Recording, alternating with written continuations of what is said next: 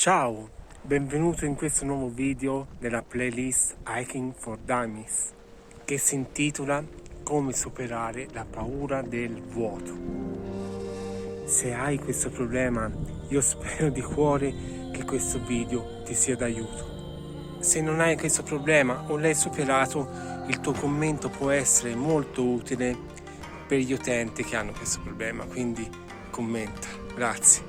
Spesso quando si parla di altezza, di paura del vuoto, di vertigini, si parla anche di coraggio. No, dal mio punto di vista non ci incastra nulla il coraggio. Prova a vedere se queste immagini ti danno un senso d'angoscia.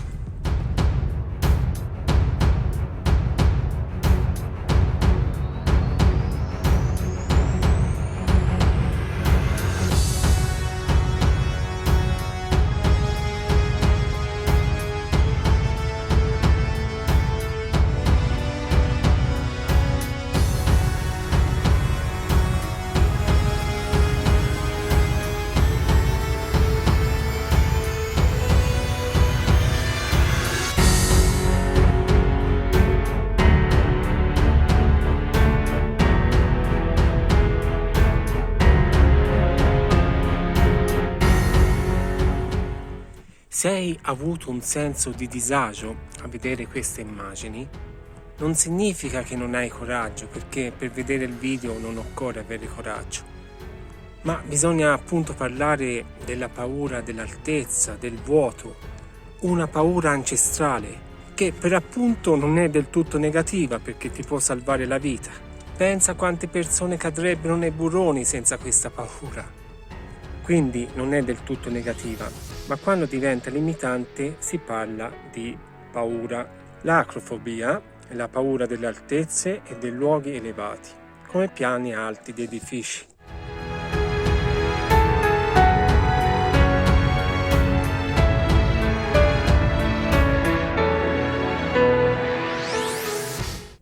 Il soggetto viene assalito da angoscia, disagio e forte paura.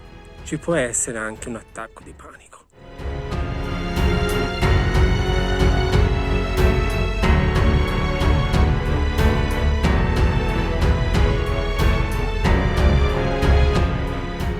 A volte solo immaginare la situazione temuta provoca i sintomi. Evitare però l'accesso a tali luoghi ingigantisce il problema.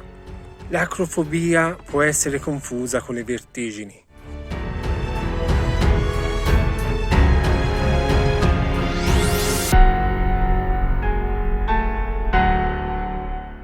Tendenzialmente siamo portati a credere che se una persona soffre vertigini, spesso siamo portati a pensare che abbia paura dell'altezza.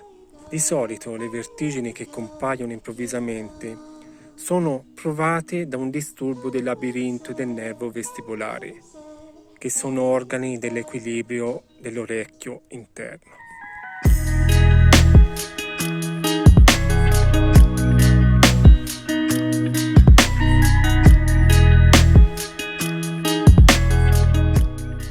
Per questo ci sono esercizi di riabilitazione vestibolare per curare le vertigini. Ma questo non è argomento di questo video, tengo a precisare che qui ci sono tutte opinioni mie personali basate sulla mia esperienza. Sta a te poi metabolizzare.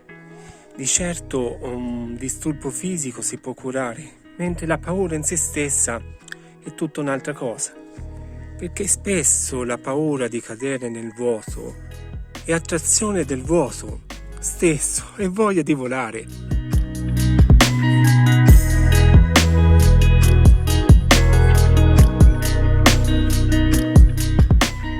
Capita sovente parlare con gli amanti della montagna proprio di questo. Non tanto la paura nel vedere un burrone, ma la paura di perdere il controllo.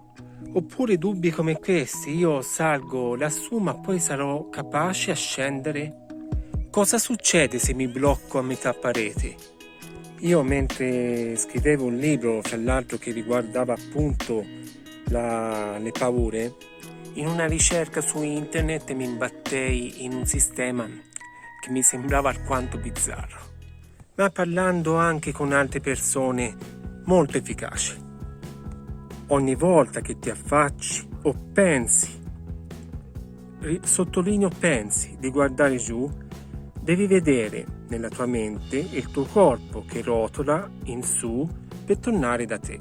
Questo deve diventare una cosa automatica, cioè ogni volta che pensi al vuoto devi vedere il tuo corpo che rotola in su verso te, in modo che quando io mi trovo in una situazione in cui c'è un po' di esposizione, il pensiero sia automatico. Questo procedimento mentale ti rende subito vigile. Ovviamente fai le cose in maniera graduale, non iniziare da ferrate troppo difficili. Considera poi che in montagna il facile e difficile è una cosa molto soggettiva. Bene, spero che il video ti sia veramente utile. Ti invito a iscriverti al canale, di cliccare sulla campanellina per ricevere la notifica dei prossimi video e di lasciare un bel commento. A presto, keep in touch!